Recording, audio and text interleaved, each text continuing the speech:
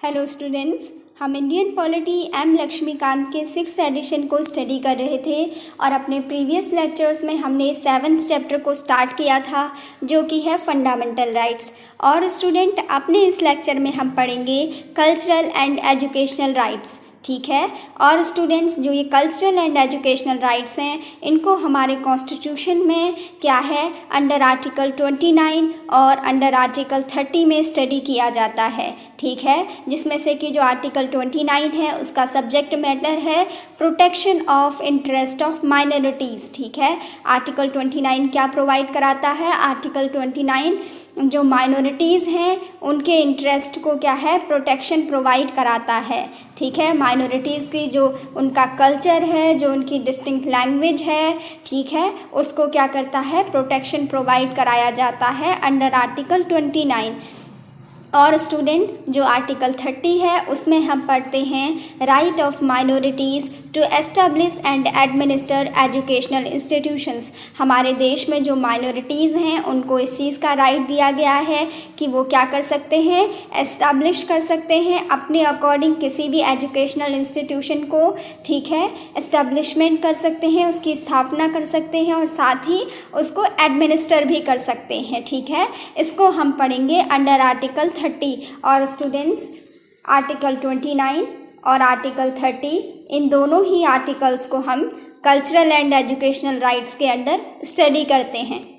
तो चलिए हम स्टार्ट करते हैं सबसे पहले आर्टिकल 29 को, जो कि क्या कहता है protection of interest of minorities को प्रोवाइड कराता है। स्टूडेंट आर्टिकल 29 जो है उसमें कहा गया है कि article 29 provides that any section of citizen residing in any part of India having a distinct language, script or culture of its own shall have the right to conserve the same। ये कहा गया है student article 29 क्या है,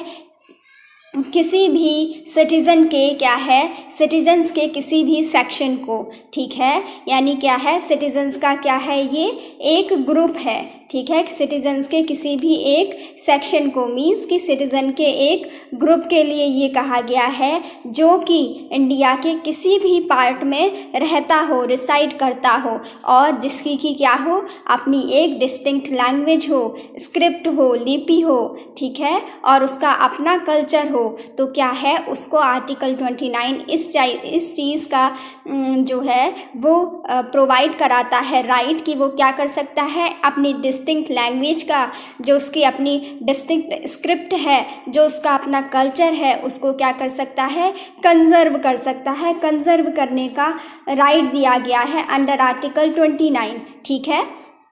any section of citizen को, इसमें क्या है कि ग्रुप के लिए कहा गया है कि क्या है सिटीज़न का कोई भी ऐसा ग्रुप। स्टूडेंट्स यहाँ पे क्या है हम अंडर आर्टिकल 29 जो इसकी हेडिंग होती है उसमें माइनॉरिटीज़ के प्रोटेक्शन की बात करते हैं, लेकिन स्टूडेंट अगर आप इसको ध्यान से समझेंगे तो जैसा कि जो इसका सब्जेक्ट मैटर है आर्टिकल 29 की जो ये पहली ही लाइन है इसमें क्या लिखा गया है any section of the citizen, तो उसमें क्या हो सकता है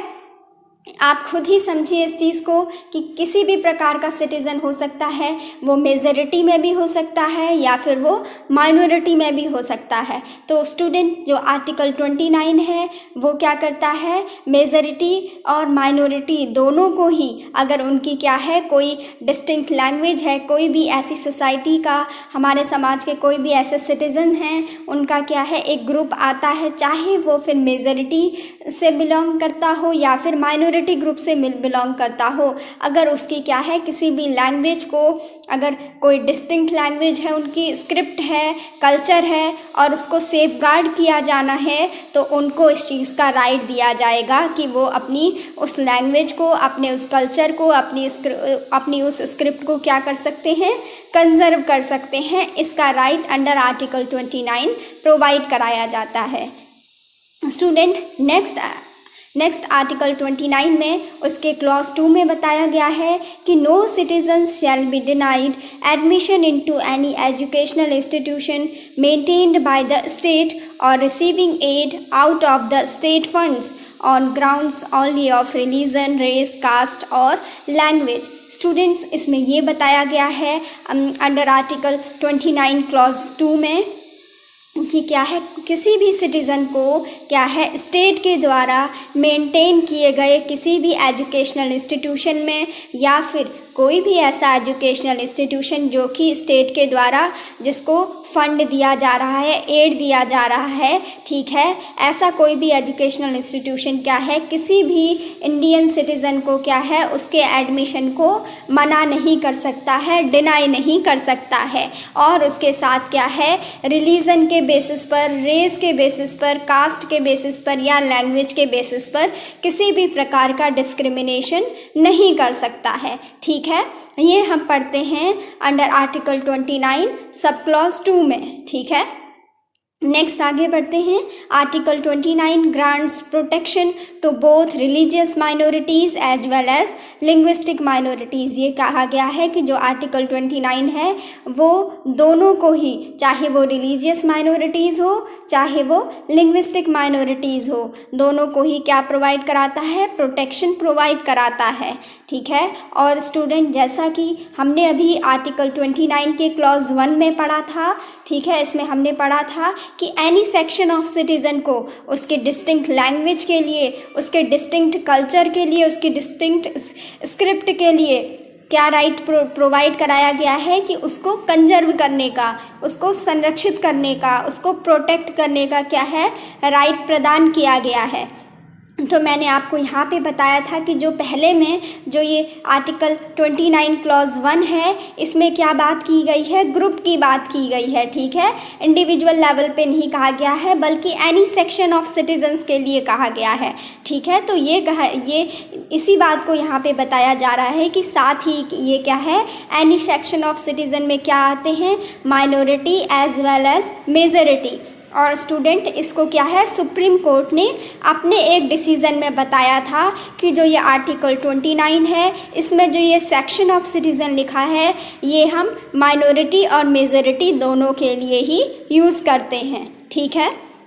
नेक्स्ट है, the supreme court also held that the right to conserve the language includes the right to agitate for the protection of the language। इसमें ये कहा गया है कि सुप्रीम कोर्ट ने अपने एक डिसीज़न में इस बात को भी कहा, इस बात को भी मान्य ठहराया कि क्या है, अगर क्या है कोई भी पर्सन क्या करता है,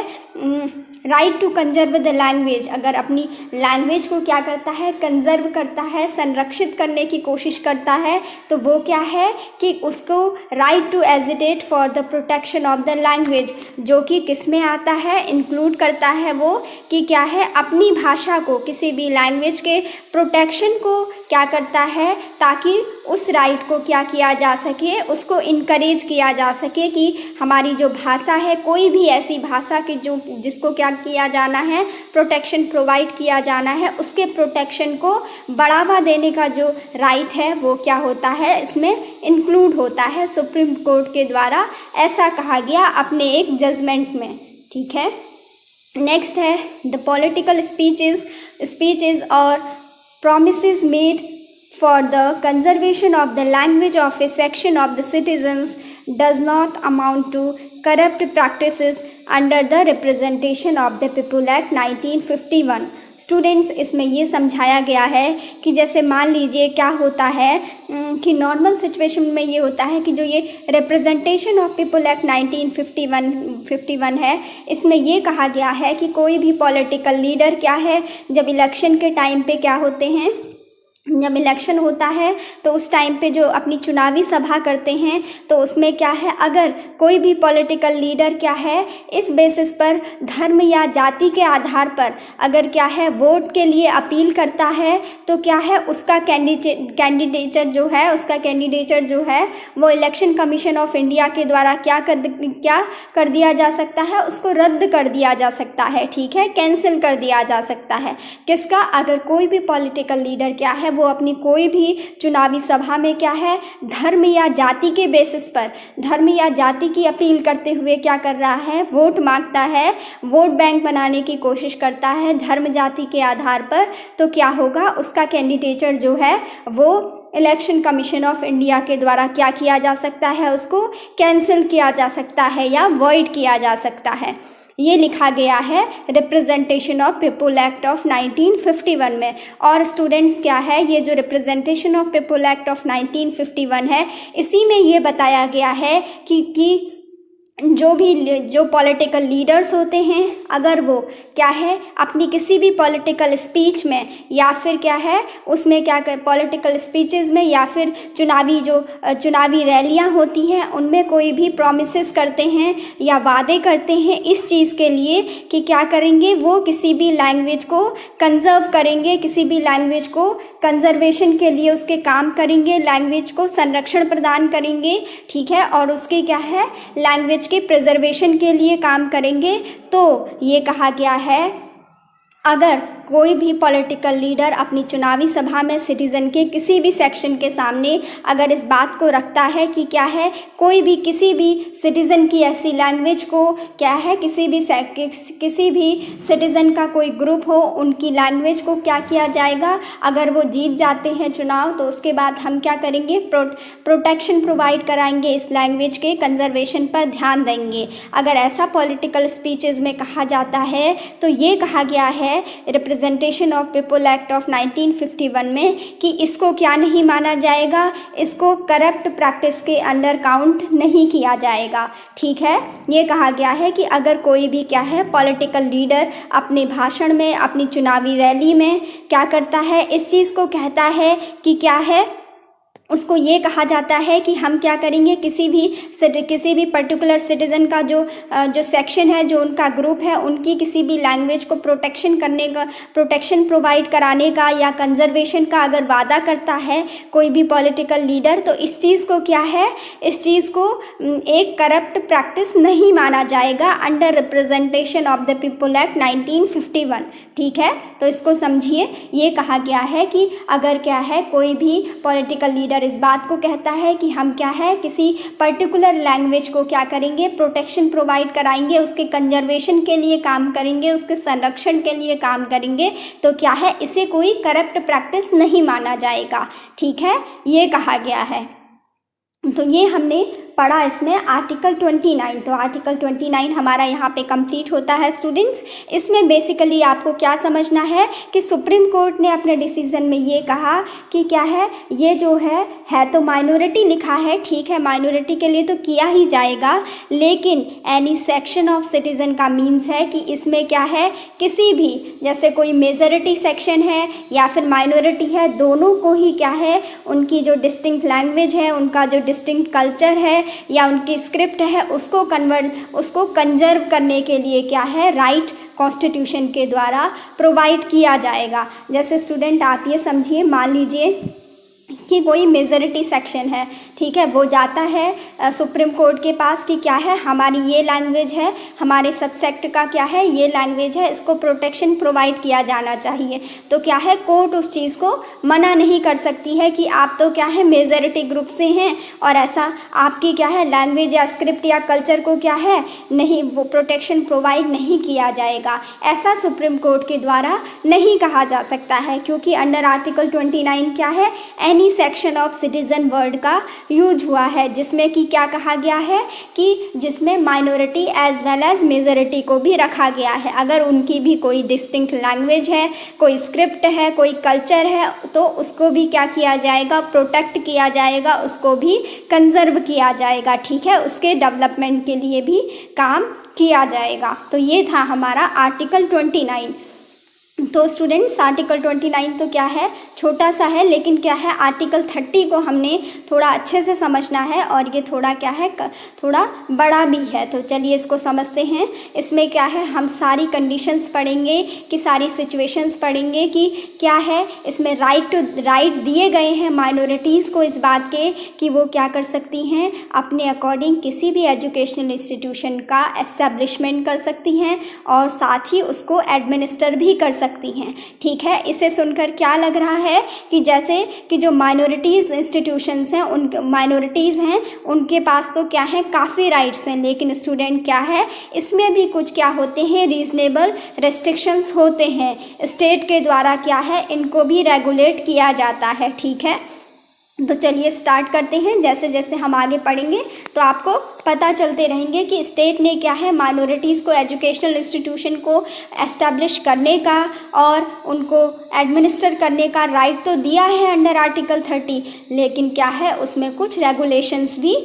उसने रेगुलेट करने की भी कोशिश की है और कुछ रीजनेबल रिस्ट्रिक्शंस भी लगाए हैं। ठीक है, तो इसको हम स्टडी करते हैं। Article 30 grants the following rights to minorities whether religious और linguistic। लेकिन स्टूडेंट्स हमें यहाँ पे समझना होगा, अभी हमने पढ़ा आर्टिकल 29 जिसमें हम क्या पढ़ रहे थे कि आर्टिकल 29 में हम माइनॉरिटी और एज वेल एज मेजॉरिटी दोनों की ही डिस्टिंक्ट लैंग्वेज कल्चर या स्क्रिप्ट को प्रोटेक्शन प्रोवाइड कराएंगे, कंजर्व कराया जाएगा। ये कॉन्स्टिट्यूशन में राइट प्रोवाइड कराया गया है। लेकिन स्टूडेंट जो आर्टिकल 30 है वो क्या कहती है, वो केवल माइनॉरिटीज़ को ही क्या करती है, राइट्स प्रोवाइड कराती है, जिसमें कि रिलीजियस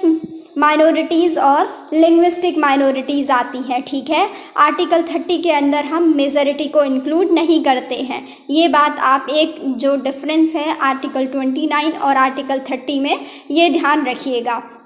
कि आर्टिकल 30 क्या है, केवल माइनॉरिटीज़ के राइट्स को बताती है, जिसमें कि religious minorities as well as linguistic minorities को भी इंक्लूड किया जाता है। तो स्टूडेंट हम ये पढ़ेंगे कि जो आर्टिकल 30 है वो माइनॉरिटीज़ को, जिसमें कि रिलीजियस माइनॉरिटीज़ भी आती हैं और लिंग्विस्टिक माइनॉरिटीज़ भी आती हैं, दोनों ही माइनॉरिटीज़ को किस प्रकार के, यानी सभी माइनॉरिटीज़ को क्या है, किस किस प्रकार के राइट अंडर आर्टिकल 30 प्रोवाइड कराए गए हैं,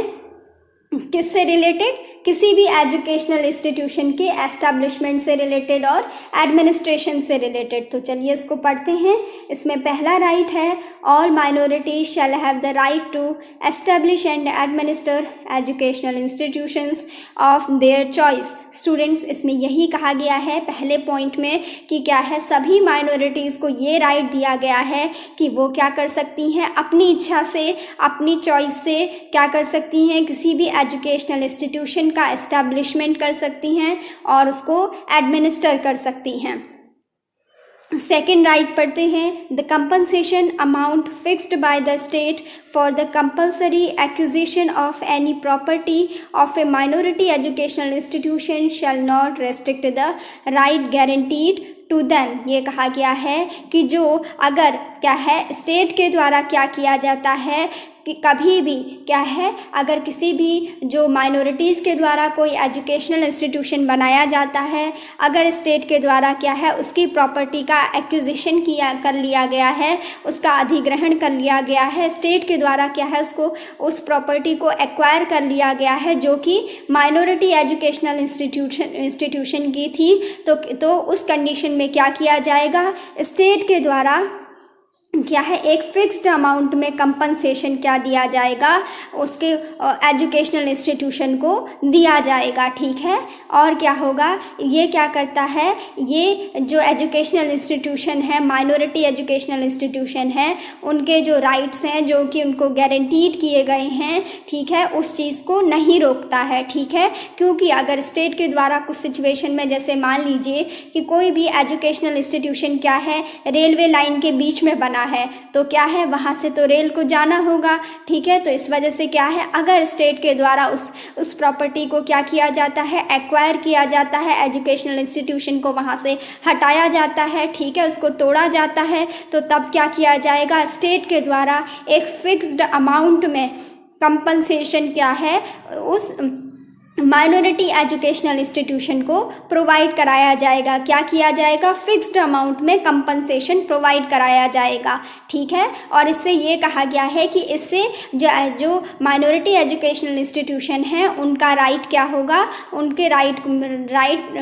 को क्या है परफॉर्म करने में कोई भी रेस्ट्रिक्शन नहीं लगाया गया है। ठीक है, उनको इस चीज़ का राइट दिया गया है। वो तो क्या है कि सिचुएशन को देखते हुए क्या है कि उनके जो इंस्टीट्यूशन को है उसको हटाना पड़ा है, इसीलिए स्टेट के द्वारा कंपनसेशन का अमाउंट उनको दिया जा रहा है। और स्टूडेंट ये जो प्रोविज़न ऐड किया गया, ये 44th अमेंडमेंट एक्ट ऑफ 1978 के थ्रू क्या किया गया, इसको ऐड किया गया, जिससे कि जो माइनॉरिटीज़ हैं उनके इस राइट को क्या किया जा सके, जो इनका एजुकेशनल इंस्टीट्यूशन को एडमिनिस्टर करने का और जो एस्टैब्लिश करने का राइट है, इसको प्रोटेक्ट किया जा सके। ठीक है, इसीलिए ये जो कहा गया कि स्टेट क्या देगा, एक फिक्स्ड अमाउंट में कंपनसेशन प्रोवाइड कराएगा अगर वो किसी भी एजुकेशनल इंस्टीट्यूशन को जो कि माइनॉरिटी है, ठीक है, अगर उसको क्या है उसकी जगह से हटाता है या फिर क्या है उसको कहीं से और जगह क्या करता है, और जगह रिहैबिलिट करता है। ठीक है, तो उसके लिए वो क्या देगा, उसको फंड प्रोवाइड कराएगा, कंपनसेशन अमाउंट प्रोवाइड कराया जाएगा। और इस प्रोविज़न को ऐड किया गया था हमारे कॉन्स्टिट्यूशन में 44th अमेंडमेंट एक्ट ऑफ 1978 के थ्रू, जिसमें कि क्या किया गया था, जो राइट टू प्रॉपर्टी था उसको क्या है फंडामेंटल राइट से डिलीट करके क्या कर दिया गया था, उसको एक लीगल राइट बना दिया गया था। और राइट टू प्रॉपर्टी अब किस में आता है, राइट टू प्रॉपर्टी क्या है अब अंडर आर्टिकल 300A में आता है। ठीक है, जो राइट टू प्रॉपर्टी है अब क्या है, एक लीगल राइट है और क्या है, ये अंडर आर्टिकल 300A में आता है। तो चलिए आगे पढ़ते हैं। Next, in granting aid the state shall not discriminate against any educational institution managed by a minority. ये कहा गया है कि जब स्टेट क्या है, जब स्टेट अगर क्या है एजुकेशनल इंस्टीट्यूशंस को किसी भी प्रकार की कोई भी क्या कराता है, एड प्रोवाइड कराता है, फंड प्रोवाइड कराता है, कोई भी सहायता प्रोवाइड कराता है, तो वो क्या करेगा, उस टाइम पे किसी भी माइनॉरिटी एजुकेशनल इंस्टीट्यूशन को क्या नहीं किया जाएगा, डिस्क्रिमिनेशन नहीं किया जाएगा। ठीक है, अगर स्टेट एड दे रहा है, एजुकेशनल एड दे रहा है, कोई भी फंड दे रहा है एजुकेशनल इंस्टीट्यूशंस के लिए, तो क्या है उसमें जो माइनॉरिटीज़ के द्वारा मैनेज एजुकेशनल इंस्टीट्यूशन हैं उनको क्या है डिस्क्रिमिनेशन उनके साथ नहीं किया जाएगा, उनको भी proper fund proper aid state के द्वारा प्रोवाइड कराई जाएगी, जितने की अन्य जो एजुकेशनल इंस्टीट्यूशन हैं उनको प्रोवाइड कराई जा रही है। नेक्स्ट पॉइंट है, the protection under article 30 is confined only to minorities and does not extend to any section of the citizen as under article 29। जैसा कि स्टूडेंट मैंने आपको पहले ही बताया था कि जो ये आर्टिकल 30 है, इसमें क्या है, केवल प्रोटेक्शन जो प्रोवाइड कराया जाता है वो किन लोगों को कराया जाता है, जो क्या होते हैं, माइनॉरिटीज़ होते हैं। लेकिन जो आर्टिकल 29 है उसमें क्या था कि एनी सेक्शन ऑफ सिटीज़न के लिए लिखा गया था, उनकी डिस्टिंक्ट लैंग्वेज, उनके डिस्टिंक्ट कल्चर के प्रोटेक्शन की बात की गई थी। ठीक है, तो उनकी स्क्रिप्ट को प्रिजर्व करने की बात की गई थी, उसके कंजर्वेशन की बात की गई थी, जिसमें कि minority as well as majority दोनों को ही प्रोटेक्शन हम प्रोवाइड करा रहे थे। कॉन्स्टिट्यूशन में ऐसा कहा गया है अंडर आर्टिकल 29। वहीं आर्टिकल 30 के बारे में हम क्या पढ़ते हैं कि ये राइट्स क्या हैं, केवल माइनॉरिटीज़ को दिए गए हैं। आर्टिकल 30 के जितने भी राइट्स हैं वो केवल माइनॉरिटीज़ के लिए हैं, और माइनॉरिटीज़ में किसके लिए हैं, religious minority as well as linguistic minorities के लिए हैं। ठीक है, और स्टूडेंट जो माइनॉरिटी टर्म है उसको क्या है हमारे कॉन्स्टिट्यूशन में कहीं पर भी डिफ़ाइन नहीं किया गया है। ठीक है, माइनॉरिटी टर्म की डेफिनेशन हमारे कॉन्स्टिट्यूशन में कहीं भी डिफ़ाइन नहीं की गई है। चलिए नेक्स्ट पढ़ते हैं। The right under Article 30 also includes the right of a minority to impart education to its children in its own language। Article 30 क्या है, जो आर्टिकल 30 का राइट है वो क्या है, इस राइट को भी इंक्लूड करता है माइनॉरिटीज़ के लिए कि उनको क्या करना चाहिए, उनको अपनी लैंग्वेज में क्या है अपनी एजुकेशन वो ले सकते हैं। ठीक है, जो आर्टिकल 30 में जो राइट है वो माइनॉरिटीज़ के इस राइट को भी ऐड करता है कि जो उनके बच्चे हैं क्या है वो क्या कर सकते हैं, वो अपनी लैंग्वेज में भी एजुकेशन को ले सकते हैं। ठीक है, नेक्स्ट पॉइंट है minority educational institutions are of 3 types. Students इसमें क्या पढ़ेंगे हम कि माइनॉरिटी एजुकेशनल जो इंस्टीट्यूशंस हैं उनको क्या है कितने टाइप्स में डिवाइड किया गया है। उनको क्या है स्टेट के द्वारा जो फंड ली जाती है, स्टेट के द्वारा जो क्या है जो फंड प्रोवाइड कराया जाता है या जो फाइनेंशियल हेल्प प्रोवाइड कराई जाती है, जो एड दी जाती है, उसके बेसिस पर क्या है माइनॉरिटी एजुकेशनल इंस्टीट्यूशन को क्या है 3 पार्ट्स में डिवाइड किया गया है। ठीक है, पहले ऐसे माइनॉरिटी एजुकेशनल इंस्टीट्यूशन जो कि क्या करते हैं स्टेट के द्वारा रिकॉग्निशन लेते हैं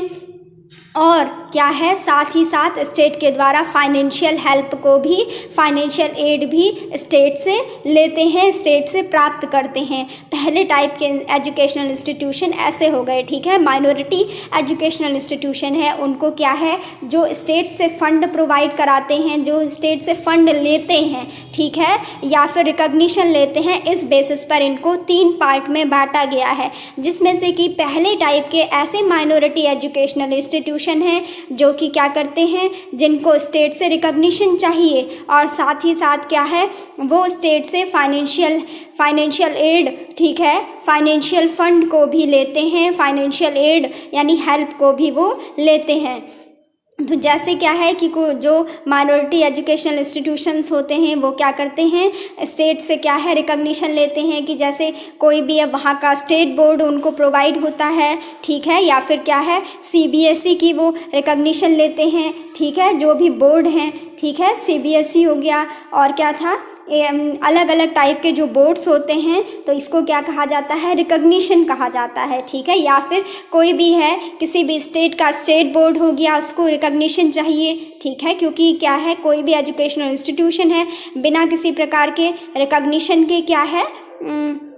वो नहीं चल सकता है। लेकिन इसमें क्या है थर्ड टाइप का है, एक ऐसे इस टाइप के भी माइनॉरिटी एजुकेशनल इंस्टीट्यूशन है जिनको कि जो स्टेट से ना तो क्या लेते हैं किसी भी प्रकार का रिकॉग्निशन लेते हैं और ना ही स्टेट से किसी भी प्रकार की फाइनेंशियल हेल्प या फाइनेंशियल एड को लेते हैं। ठीक है, वो थर्ड टाइप के हैं। और जो सेकेंड टाइप के माइनॉरिटी एजुकेशनल इंस्टीट्यूशन हैं वो क्या करते हैं केवल क्या है स्टेट से रिकॉग्निशन लेते हैं, मीन्स की क्या है वो स्टेट बोर्ड ऐसे करके उनमें उनके जो एजुकेशनल इंस्टीट्यूशन बनेंगे उनको जो एफिलिएटेड कर दिया जाएगा या CBSE बोर्ड ऐसे करके, ठीक है, ये उनका हो जाएगा। लेकिन क्या है ऐसे दूसरे टाइप के जो माइनॉरिटी एजुकेशनल इंस्टीट्यूशन है वो क्या है वो स्टेट के द्वारा कोई भी जो फाइनेंशियल एड है उसको नहीं लेते हैं, मींस अपना क्या है अपना सारा जो एस्टेब्लिशमेंट है फाइनेंशियल वो अपना खुद ही बनाते हैं। लेकिन क्या है रिकॉग्निशन वो है स्टेट बोर्ड के द्वारा या स्टेट बोर्ड से वो लेते हैं या फिर CBSE या फिर किसी भी प्रकार का जो है वो एफिलिएशन वो लेते हैं एजुकेशन से रिलेटेड। ठीक है, तो स्टूडेंट हमने ये स्टेट के द्वारा जो भी हेल्प होनी है, एक तो क्या है स्टेट क्या करा रहा है फाइनेंशियल हेल्प प्रोवाइड करा रहा है, स्टेट फंड प्रोवाइड करा रहा है, दूसरा क्या कर रहा है रिकॉग्निशन प्रोवाइड करा रहा है कि हाँ ये क्या है इस स्टेट का एक रिकॉग्नाइज्ड क्या है एजुकेशनल इंस्टीट्यूशन है, चाहे फिर वो स्टेट बोर्ड हो या फिर क्या हो CBSE वगैरह या फिर AICTE इस टाइप के कोई भी बोर्ड हो। ठीक है, ये सब का रिकॉग्निशन प्रोवाइड कराया जाए। तो इस हिसाब से क्या है हमने पढ़ा कि इन माइनॉरिटी एजुकेशनल इंस्टीट्यूशंस को 3 टाइप्स में क्लासिफाई किया गया है। ठीक है, The institutions of the first and second type are subject to the regulatory powers of the state with regard to syllabus prescription, academic standards, discipline, sanitation, employment of teaching staff and so on. Students, जो ये हमने क्या है 3 types के जो minority educational institutions पढ़े, इसमें से कहा गया है कि जो पहले 2 टाइप के जो एजुकेशनल इंस्टीट्यूशन हैं जिसमें कि जो पहले टाइप के जो माइनॉरिटी एजुकेशनल इंस्टीट्यूशन क्या थे जो कि स्टेट से रिकॉग्निशन भी ले रहे थे और साथ ही साथ स्टेट से क्या है फाइनेंशियल एड भी ले रहे थे, और दूसरे टाइप के ऐसे माइनॉरिटी एजुकेशनल इंस्टीट्यूशन जो कि क्या है स्टेट से रिकॉग्निशन ले रहे हैं लेकिन स्टेट के द्वारा फाइनेंशियल जो एड है उसको नहीं ले रहे हैं। तो इन दोनों के लिए क्या किया गया कि इन दोनों को क्या है, स्टेट के द्वारा जो भी दिए जाएंगे, जो भी रेगुलेटरी पावर होंगी, उनको क्या करना पड़ेगा, उनको फॉलो करना पड़ेगा। जैसे कि जो सिलेबस है, जो ये ऐसे टाइप के जो इंस्टीट्यूशन है, फर्स्ट एंड सेकंड टाइप के जो स्टूडेंट हैं, उनको क्या करना पड़ेगा, स्टेट से रिलेटेड जो इनका जो भी सिलेबस प्रिस्क्रिप्शन होगा, जो इनका एकेडमिक स्टैंडर्ड होंगे, जो डिसिप्लिन है, सैनिटेशन है और जो एम्प्लॉयमेंट ऑफ टीचिंग स्टाफ है, इनके ऊपर क्या होगा, ये क्या होगा, स्टेट के कंट्रोल में चलेंगी ये सब चीज़ें। ठीक है, इन दो टाइप के एजुकेशनल इंस्टीट्यूशंस में जो कि माइनॉरिटीज़ के द्वारा बनाई गई हैं। ठीक है, इनके ऊपर किस चीज़ का कंट्रोल रहेगा, स्टेट का कंट्रोल रहेगा। ठीक है, जो रेगुलेटरी पावर होगी वो किसकी होगी, स्टेट की होगी। किस चीज़ में, जो इन दोनों एजुकेशनल इंस्टीट्यूशन में सिलेबस का प्रिस्क्रिप्शन होगा कि सिलेबस क्या क्या होना चाहिए, वो स्टेट डिसाइड करेगा, या स्टेट के क्या है जो बनाए गए रूल्स हैं उनके अंडर ही होना चाहिए। एकेडमिक स्टैंडर्ड्स भी क्या है, स्टेट की रेगुलेटरी पावर के अकॉर्डिंग ही होंगे। ठीक है, स्टेट का उन पे रेगुलेशन रहेगा, इन सब चीज़ों पे डिसिप्लिन मेंटेन है, सैनिटेशन कैसा है, इसके द्वारा स्टेट इन चीज़ों को के ऊपर क्या है, स्टेट का चेक एंड बैलेंस रहेगा, स्टेट उनको चेक कर सकता है। ठीक है, और जो रेगुलेटरी पावर है वो स्टेट को ही कहा गया है इन चीज़ों के लिए कि किसी इन दोनों टाइप के एजुकेशनल इंस्टीट्यूशन में सिलेबस क्या है, यहाँ के एकेडमिक स्टैंडर्ड क्या है, यहाँ पे डिसिप्लिन कैसा है, यहाँ की सैनिटेशन स्वच्छता कैसी है, एम्प्लॉयमेंट ऑफ टीचिंग स्टाफ की, यहाँ पे जो टीचिंग स्टाफ है उनको एम्प्लॉयमेंट करने का क्या प्रोसीजर है, इस सब के ऊपर जो है वो कौन ऑथराइज्ड है, इन सब के ऊपर जो कंट्रोल रहेगा वो किसका रहेगा, स्टेट में रहेगा। जो ये हमने फर्स्ट एंड सेकेंड टाइप के जो हमने एजुकेशनल इंस्टीट्यूशन पढ़े यहाँ पे, जो कि माइनॉरिटी द्वारा बनाए गए थे। तो स्टूडेंट्स, अब क्या है, जो थर्ड टाइप के जो माइनॉरिटी एजुकेशनल इंस्टीट्यूशन हैं, जो कि क्या कर रहे हैं, ना तो स्टेट के द्वारा उन्हें रिकॉग्निशन दिया जा रहा है, मींस कि ना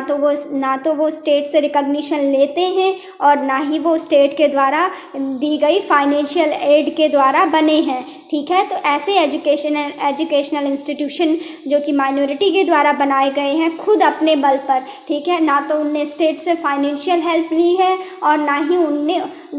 स्टेट से क्या है कोई रिकॉग्निशन ली है। ठीक है, तो कहा गया है कि जो थर्ड टाइप के इंस्टीट्यूशन हैं वो क्या है, अपने एडमिनिस्टर को करने के लिए तो क्या है, फ्री है कि वो अपने स्कूल को, अपने एजुकेशनल इंस्टीट्यूशन को जैसे चलाना चाहें वो उस तरीके से चला सकते हैं। लेकिन स्टूडेंट क्या हैं, कुछ ऐसे सब्जेक्ट्स जो कि क्या हों, जो जनरल लॉज होते हैं, जहाँ पे क्या है जनरल लॉज के ऑपरेशन होते हैं, वहाँ पर क्या होगा, उनको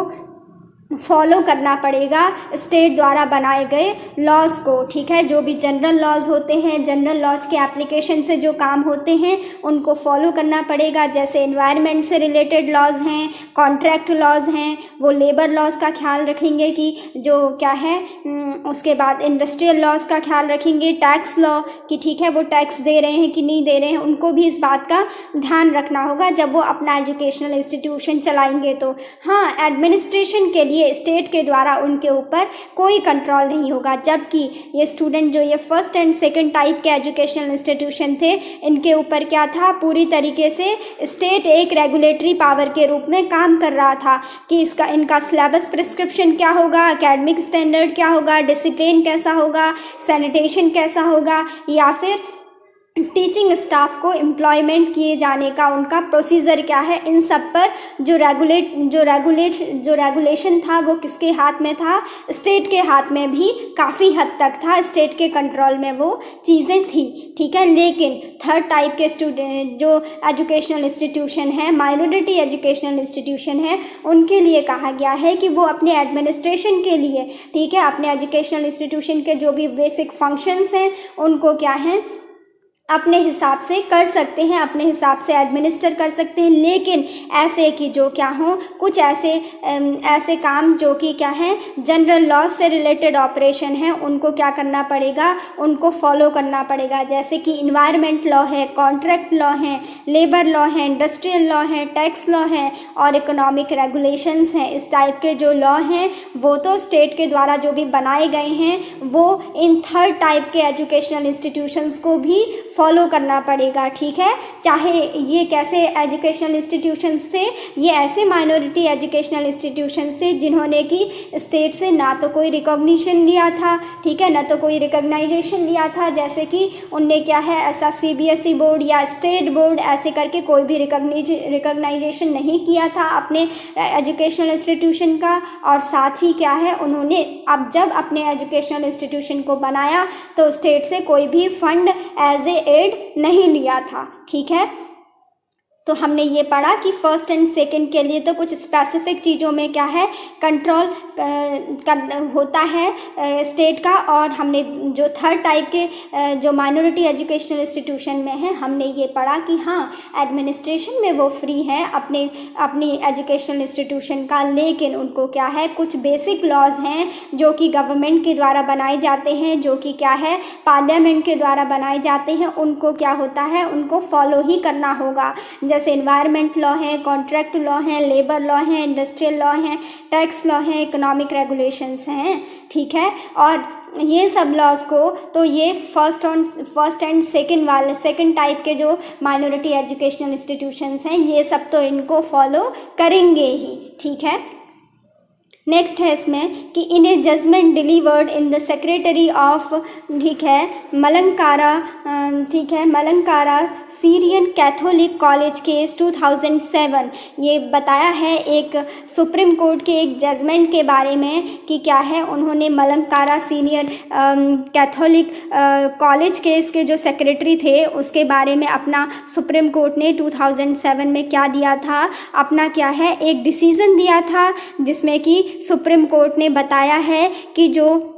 माइनॉरिटीज़ के द्वारा क्या है जो भी एजुकेशनल इंस्टीट्यूशंस बनाए जाते हैं उनके एस्टेब्लिशमेंट और एडमिनिस्ट्रेशन से रिलेटेड क्या क्या जनरल प्रिंसिपल्स हैं उनको क्या है इस केस के द्वारा मलंकारा सीरियन कैथोलिक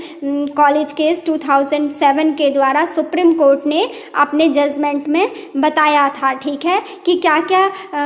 चीज़ें ध्यान में रखनी चाहिए, क्या जनरल प्रिंसिपल्स होने चाहिए कि जब क्या है किसी के भी द्वारा जब माइनॉरिटी एजुकेशनल इंस्टीट्यूशंस का एस्टेब्लिशमेंट किया जाता है या उनका एडमिनिस्ट्रेशन किया जाता है तो इन चीज़ों का ध्यान रखना चाहिए। जिसमें पहला पॉइंट है the right of minorities to establish and administer educational institutions of their choice comprises the following rights. इसमें ये बताया गया है कि जो माइनॉरिटीज़ को जो राइट दिया गया है कि वो क्या कर सकते हैं अपनी चॉइस के अकॉर्डिंग किसी भी एजुकेशनल इंस्टीट्यूशन को एस्टैब्लिश कर सकते हैं और एडमिनिस्ट्रेशन कर सकते हैं। उसमें क्या है, उसमें उनको क्या है क्या क्या राइट्स स्टेट के द्वारा या सुप्रीम कोर्ट के द्वारा क्या क्या राइट्स प्रोवाइड किए गए हैं उनको हम इसमें पढ़ेंगे। उसमें पहला है to choose its governing body and manage affairs of the institution. ये कहा गया है कि जो अंडर आर्टिकल 30 है उसमें क्या है जो ये सुप्रीम कोर्ट ने जो अपना जजमेंट दिया था Malankara Syrian Catholic college case 2007 में, इसने अपने जजमेंट में सुप्रीम कोर्ट ने ये बताया कि किसी भी माइनॉरिटी एजुकेशनल इंस्टीट्यूशन के एस्टैब्लिशमेंट के लिए और उसके एडमिनिस्ट्रेशन के लिए क्या है ये राइट्स प्रोवाइड किए गए हैं। जिसमें कि पहला राइट ये बताया गया कि क्या है to choose its governing body. कोई भी जो माइनॉरिटी एजुकेशनल इंस्टीट्यूशन है वो क्या कर सकता है अपनी गवर्निंग बॉडी को अपने अकॉर्डिंग चूज़ कर सकता है और अपने जो इंस्टीट्यूशन है जो उसके जो अफेयर्स हैं जो भी उसके मामले हैं उनको क्या है अपने अकॉर्डिंग क्या है मैनेज कर सकता है। ठीक है, नेक्स्ट सुप्रीम कोर्ट में बताया गया, ये डिसीज़न दिया गया, इस रिगार्डिंग ये प्रिंसिपल बताया गया कि जो भी माइनॉरिटी एजुकेशनल इंस्टीट्यूशन है वो क्या कर सकते हैं अपने अपने क्या है जो टीचिंग स्टाफ है अपने अकॉर्डिंग अपने टीचिंग स्टाफ को और जो नॉन टीचिंग स्टाफ है उसको क्या कर सकते हैं, रिक्रूट कर सकते हैं, अपॉइंट कर सकते हैं। ठीक है, टीचिंग स्टाफ में क्या आ गई, टीचर्स, फैकल्टीज़, ये सब आ गए, हेडमास्टर, प्रिंसिपल्स और टीचर्स ये आ गए। नॉन टीचिंग स्टाफ में क्या है कि जैसे भी क्या है ये सब जो होते हैं फोर्थ क्लास वगैरह, ये सारी चीज़ें, पानी देने वाले जनरल जो हैं, वहाँ पे साफ़ सफाई करने वाले लोग, क्लीनर्स जो होते हैं, ये सब क्या हो गए, नॉन टीचिंग स्टाफ में आ गए। तो ये सब भी क्या है, सुप्रीम कोर्ट ने अपने इस जजमेंट में 2007 का जो ये मलंकारा सीरियन कैथोलिक के कॉलेज केस 2007 था, सुप्रीम कोर्ट ने अपने जजमेंट में ये बताया था कि किसी भी जब एजुकेशन इंस्टीट्यूशन को बनाया जाता है तो उसको क्या है, ये राइट दिए गए हैं कि वो अपना जो टीचिंग स्टाफ है और साथ ही जो नॉन टीचिंग स्टाफ है उसको अपने अकॉर्डिंग अपॉइंट कर सकता है। ठीक है, नेक्स्ट है to admit eligible student of their choice and to set up a reasonable fees structure. और ये कहा गया है कि क्या है,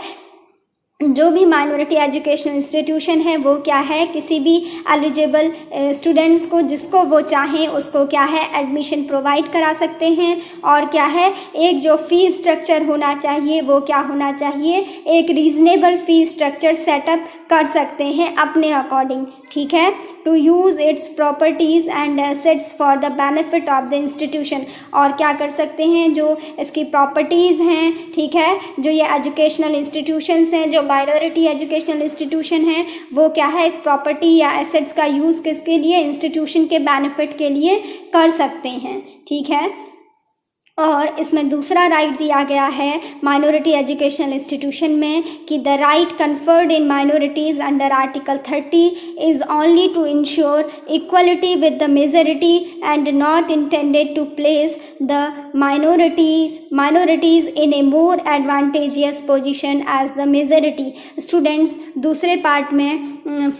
सुप्रीम कोर्ट के द्वारा ये कहा गया कि जो आर्टिकल 30 के अंदर क्या है, आर्टिकल 30 के अंदर जो माइनॉरिटीज़ को राइट प्रोवाइड कराए गए हैं, ये केवल इसलिए प्रोवाइड कराए गए हैं जिससे कि क्या किया जा सके, जो ये माइनॉरिटीज़ हैं इनको इक्वलिटी प्रोवाइड कराई जा सके, जिससे कि ये है मेजॉरिटी के इक्वल हो सके। ठीक है, और ये मेजॉरिटी के साथ ही इक्वलिटी,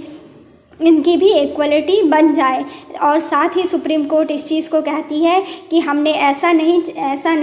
इसमें अंडर आर्टिकल 30 ऐसे प्रोविज़न नहीं किए गए हैं कि जो माइनॉरिटी है वो क्या हो जाए, वो मेजॉरिटी से भी ज़्यादा एडवांटेजियस हो जाए। ठीक है, हमारे यहाँ क्या कहा गया है, सुप्रीम कोर्ट ने ये कहा कि माइनॉरिटी के लिए जो भी आर्टिकल 30 में जो राइट्स दिए गए हैं वो इसलिए दिए गए हैं ताकि क्या हो सके, इक्वलिटी मेंटेन हो सके, यानी जो माइनॉरिटीज़ हैं उनको भी मेजॉरिटी के बराबर उनका डेवलपमेंट किया जा सके। लेकिन आर्टिकल 30 क्या है, माइनॉरिटीज़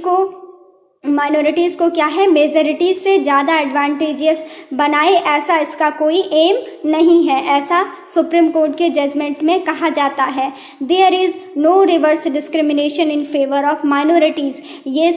सुप्रीम कोर्ट में ये कहा गया उस टाइम पे 2007 के जजमेंट में कि क्या है, वहाँ पर कोई भी रिवर्स डिस्क्रिमिनेशन माइनॉरिटीज़ के पक्ष में नहीं किया गया है। इसका मीन्स स्टूडेंट, ये जो रिवर्स डिस्क्रिमिनेशन है, इसका मीन्स ये कहा गया है कि जैसे क्या है, माइनॉरिटीज़ को अंडर आर्टिकल 30 क्या दिया गया, उनको ये कहा गया, उनको राइट्स इसलिए दिए गए कि वो भी क्या आ सके, मेजॉरिटी के बराबर हो सके और इक्वलिटी मेंटेन हो पाए। लेकिन वहीं पे सुप्रीम कोर्ट कहती है कि हमने ऐसा नहीं किया है, आर्टिकल 30 के अंदर ये प्रोविज़न नहीं डाले हैं जिससे कि क्या हो, माइनॉरिटी क्या हो, मेजॉरिटी से ज़्यादा ताकतवर हो जाए, ज़्यादा पावरफुल हो जाए और वो क्या करे,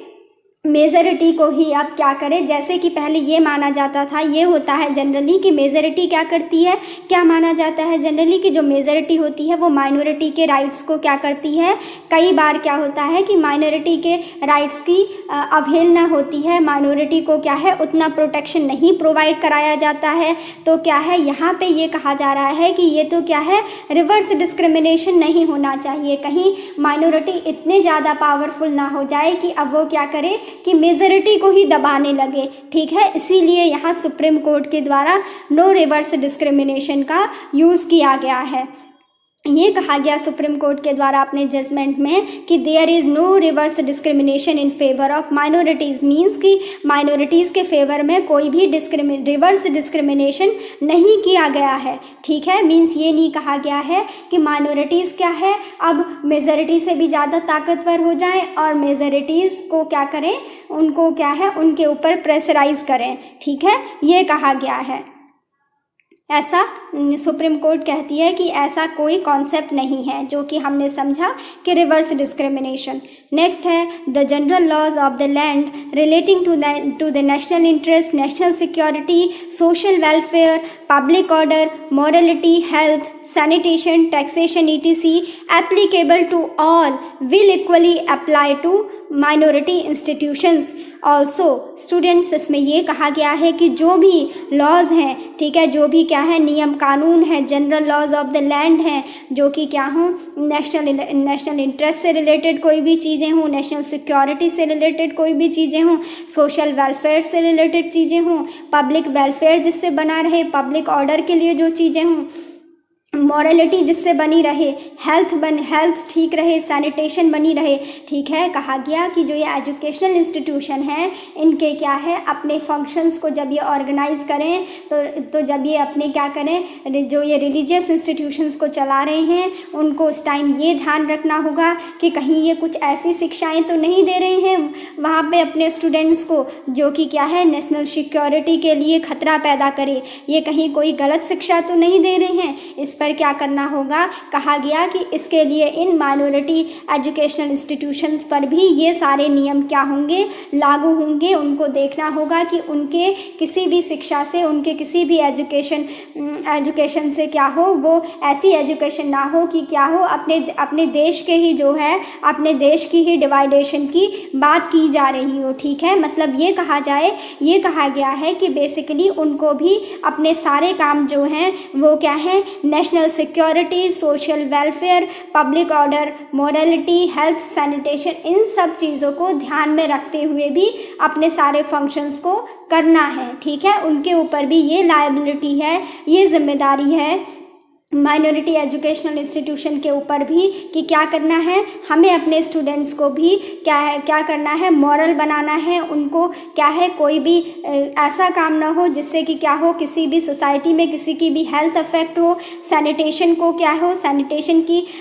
हो, सैनिटेशन बना रहना चाहिए। टैक्सेशन से रिलेटेड जितने भी लॉज हैं वो सब क्या हैं, जैसे कि जो अदर इंस्टीट्यूशंस के लिए अप्लाई होते हैं, ये सब जो हैं इनके ऊपर भी अप्लाई किए जाएंगी। ये सुप्रीम कोर्ट के द्वारा जजमेंट में बताया गया कि नेशनल इंटरेस्ट के लिए जो भी लॉज हैं, नेशनल सिक्योरिटी के लिए, नेशनल वेलफेयर के लिए, पब्लिक ऑर्डर के लिए, मॉरलिटी के लिए, हेल्थ के लिए, सैनिटेशन के लिए और टैक्सेशन के जितने भी लॉ हैं, जितने भी कानून हैं, वो सब क्या हैं इन जो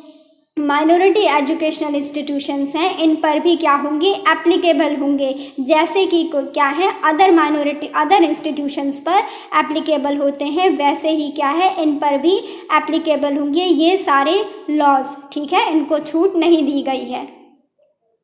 नेक्स्ट है इसमें जो थर्ड बात की गई है उनके सुप्रीम कोर्ट के द्वारा अपने जजमेंट में ये कहा गया कि the right to establish and administer educational institution is not absolute. कहा गया कि जो ये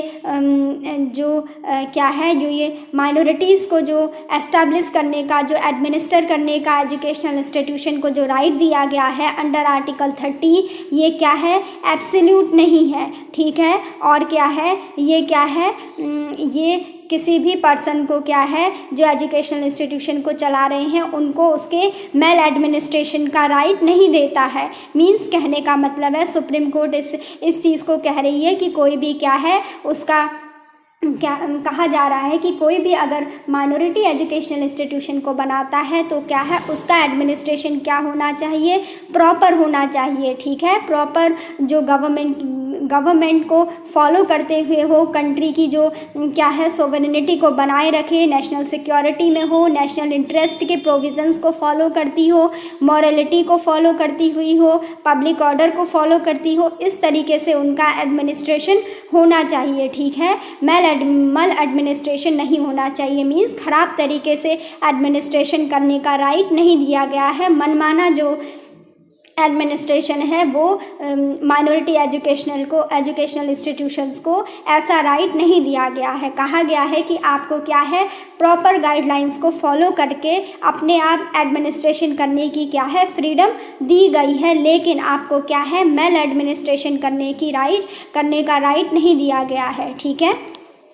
मल एडमिनिस्ट्रेशन का मीन्स होता है स्टूडेंट्स की क्या है खराब तरीके से किसी का एडमिनिस्ट्रेशन करना, खराब तरीके से अपने मनमाने तरीके से एडमिनिस्ट्रेशन को चलाना। ठीक है, आर्बिट्रेरी तरीके से नियमों को बनाना। ठीक है, और गवर्नमेंट की चीज़ों को फॉलो ना करना। There can be regulatory measures for ensuring educational character and standards and maintaining academic excellence। ये कहा गया है कि जो ये माइनॉरिटी एजुकेशनल इंस्टीट्यूशंस हैं वहाँ पर भी क्या होनी चाहिए, रेगुलेटरी मेजर्स होने चाहिए जो कि क्या करें उस जो वो एजुकेशनल इंस्टीट्यूशन है उसके एजुकेशनल करेक्टर और स्टैंडर्ड और क्या है उस एकेडमिक एक्सीलेंस को बना कर रखें, और क्या है उसको क्या है उसका मेज़रमेंट जो हो वो टाइम पर किया जाए। उसके लिए रेगुलेटरी मेज़रमेंट्स भी बनाए जाएं जिससे कि एजुकेशनल करेक्टर को, एजुकेशनल स्टैंडर्ड्स को और उस माइनॉरिटी एजुकेशनल इंस्टीट्यूशन की एकेडमिक एक्सीलेंस को बनाकर रखा जा सके। ठीक है, There can be check on the administrations as are necessary to ensure that the administration is efficient and sound। ये कहा गया है कि स्टेट के द्वारा क्या किया जा सकता है, जो ये माइनॉरिटी एजुकेशनल इंस्टीट्यूशंस हैं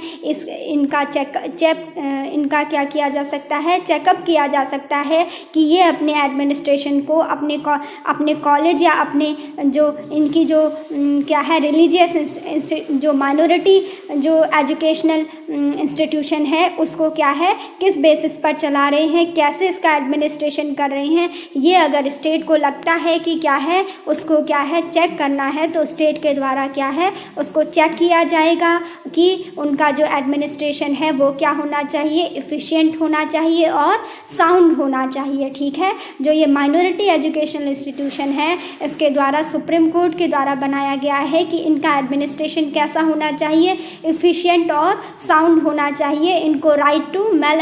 मल एडमिनिस्ट्रेशन नहीं दिया गया है। ठीक है, एडमिनिस्ट्रेशन कैसा होना चाहिए, इफ़ेक्टिव होना चाहिए, एफिशिएंट होना चाहिए, साउंड होना चाहिए और उसमें एकेडमिक एक्सीलेंस होनी चाहिए। ठीक है, और कुछ एजुकेशनल स्टैंडर्ड्स होने चाहिए और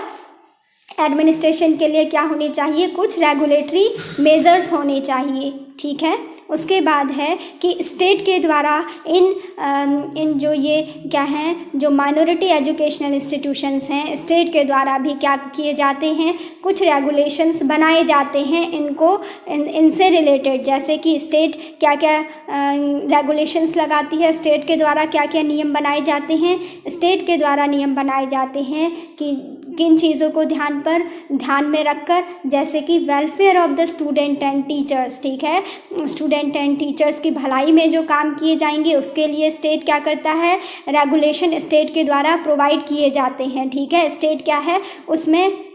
नियम कानून बनाता है, रेगुलेशंस को बना सकता है और क्या है regulations laying down eligibility criteria and qualifications for appointment. वो देखेगा कि जो भी माइनॉरिटी एजुकेशनल इंस्टीट्यूशन है वहाँ पे क्या है जो भी अपॉइंटमेंट किए जा रहे हैं, चाहे वो टीचिंग स्टाफ में हो या फिर नॉन टीचिंग स्टाफ में हो। टीचिंग स्टाफ में ये देखा जाएगा कि उनका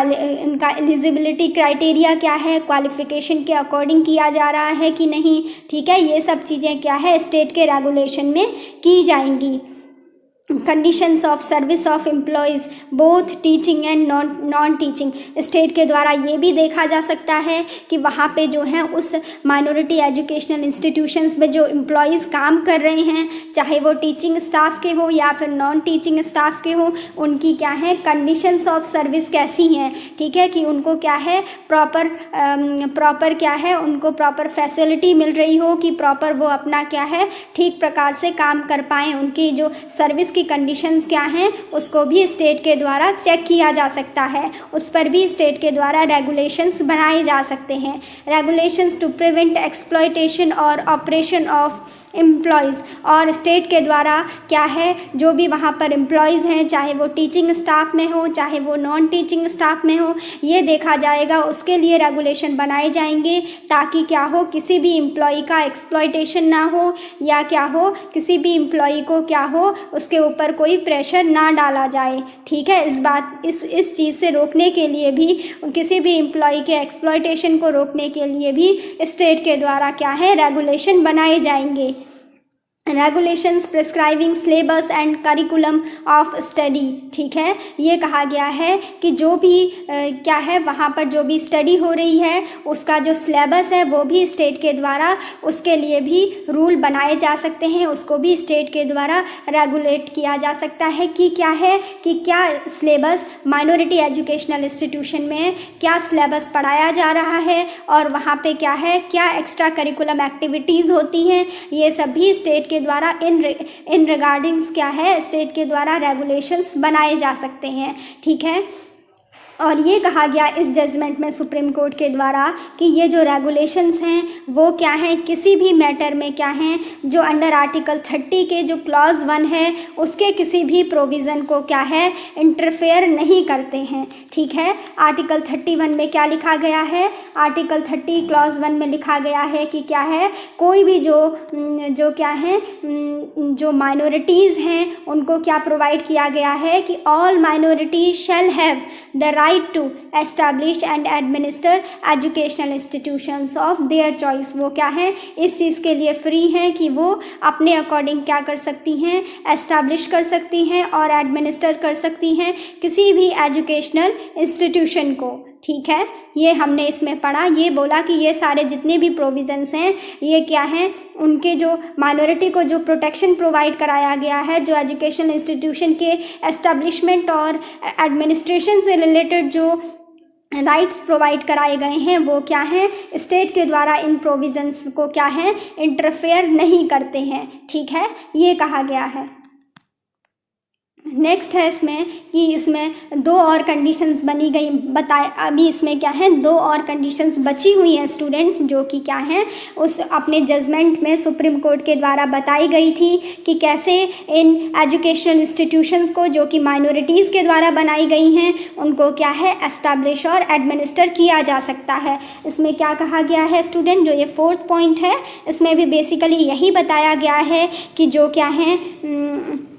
जो कोई भी क्या है अनएडेड माइनॉरिटी एजुकेशनल इंस्टीट्यूशंस हैं उन्हें क्या है जो कि एलिजिबिलिटी कंडीशन है क्वालिफ़िकेशंस है जो कि क्या है वो अपॉइंट करेंगे जिससे अपने टीचर्स को लेक्चरर्स को वो क्या है इस चीज़ की उनको एलिजिबिलिटी कंडीशंस की उसको क्या है माइनॉरिटी इंस्टीट्यूशन को फ्रीडम है कि वो अपने अकॉर्डिंग भी कर सकता है और स्टेट के द्वारा बनाए गए प्रोविज़न को भी अगर वो चाहता है तो वो कर सकता है, लेकिन जो अनएडेड माइनॉरिटी एजुकेशनल इंस्टीट्यूशंस होते हैं उनको क्या होता है इस चीज़ से फ्रीडम होती है कि क्या है वो स्टेट के बनाए गए नॉर्म्स को फॉलो करें या ना करें अपने एडमिनिस्ट्रेशन से रिलेटेड और साथ ही अपना जो स्टाफ है उसको अपॉइंट करने से रिलेटेड, ठीक है। लेकिन उसका क्या होना चाहिए उनके पास एक रैशनल प्रोसीजर होना चाहिए सिलेक्शन करने का, किसके लिए और जो कि क्या है उनका स्टाफ है, चाहे उनके जो टीचिंग स्टाफ हो जैसे कि टीचर्स हों लेक्चरर्स हों हेडमास्टर्स हों प्रिंसिपल्स हों, ठीक है। इस चीज़ के लिए उनका क्या होना चाहिए एक रैशनल प्रोसीजर होना चाहिए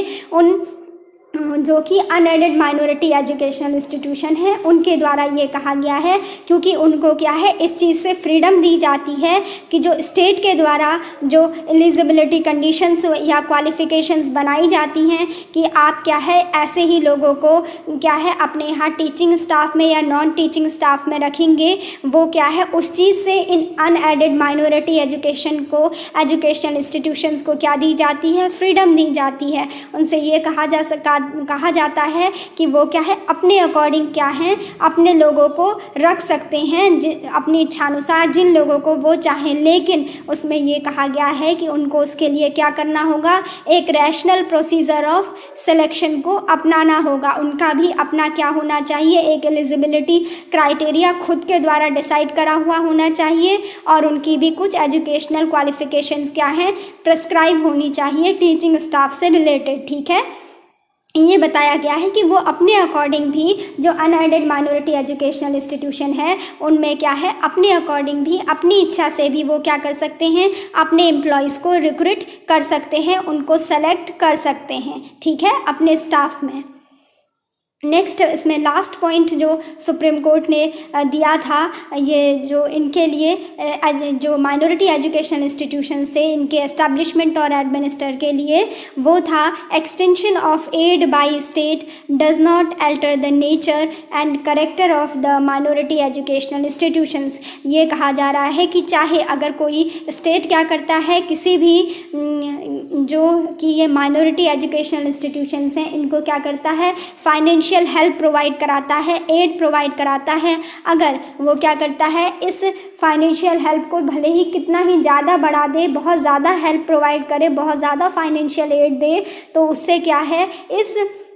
माइनॉरिटी एजुकेशनल इंस्टीट्यूशन का नेचर या इसका करेक्टर नहीं चेंज किया जा सकता है। ठीक है, मीन्स ये क्या है, ये माइनॉरिटी एजुकेशनल इंस्टीट्यूशंस ही बने रहेंगे और इनका जो कंट्रोल है ये इनके अपनी जो गवर्न अथॉरिटी है उनके पास ही रहेगा, ये कहा गया है। ठीक है, ये कहा गया है कि कहीं ऐसा इसमें ऐसा नहीं है कि कहीं स्टेट ज़्यादा फंड दे रहा है तो कुछ टाइम के बाद स्टेट ये कहे कि चलिए अब ये क्या है स्टेट का एजुकेशनल इंस्टीट्यूशन हो जाएगा, स्टेट के द्वारा हो जाएगा, स्टेट के ऊपर इसकी अथॉरिटी होगी, ऐसा नहीं है। ठीक है, वो जो एज ए डेजिग्नेशन है वो क्या रहेगा, माइनॉरिटी एजुकेशनल इंस्टीट्यूशन के रूप में ही उसका एस्टेब्लिशमेंट होगा और वो वैसे ही उसी नाम से वो काम करेगा as a minority educational institution. चाहे स्टेट के द्वारा उसे फंड की लिमिट कितनी ही ज़्यादा बढ़ाई जाए, उसका अपना नेचर और उसका अपना कैरेक्टर वही रहेगा, ये कहा गया है माइनॉरिटी एजुकेशनल इंस्टीट्यूशन के लिए। ठीक है,